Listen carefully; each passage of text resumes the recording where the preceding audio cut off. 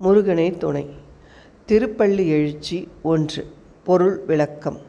போற்றினன் வாழ் முதலாகிய பொருளே புலர்ந்தது பூங்கழற்கு இணைத்துணை மலர்கொண்டு ஏற்றினின் திருமுகத்து எமக்கருள் மலரும் எழில்நகை கொண்டு நின் தெற்றில் பூத்த செந்தாமரை மலர்களைக் கொண்ட குளிர்ந்த வயல்கள் சூழ்ந்த திருப்பெருந்துறையில் உறையும் சிவபெருமானே, நந்திக் கொடியை உடையவனே, என்னையும் ஆட்கொண்டவனே, என் வாழ்வின் முதல் பொருளே, பொழுது புலர்ந்து விட்டது.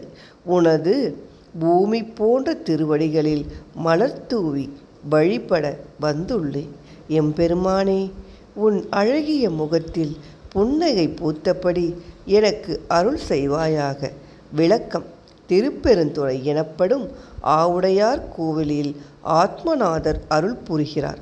வாழும் காலத்தில் பல இன்பங்களை நாம் அனுபவிக்க வேண்டி இறைவனிடம் நாம் வேண்டுகிறோம். ஆனால் அவையெல்லாம் நம் உடலுக்கு தற்காலிக சுகமே தரும். ஆத்மாவுக்கு சுகம் வேண்டுமே என்ன செய்வது? ஆத்மநாதராகி சிவபெருமானை சரணடைந்தால் பேரின்பத்தை அடையலாம். மாணிக்க வாசகர் பாண்டிய நாட்டின் மந்திரியாகவே இருந்தவர். அவர் அனுபவிக்காத போகங்களா? ஆனால் இறைவன் அவரை என்ன செய்தான்? போர்ப்படைக்கு குதிரை வாங்கும் சாக்கில் தன் தலத்துக்கு வரவழைத்தான். உண்மையான இன்பம் என்ன என்பதை அறிய வைத்தான்.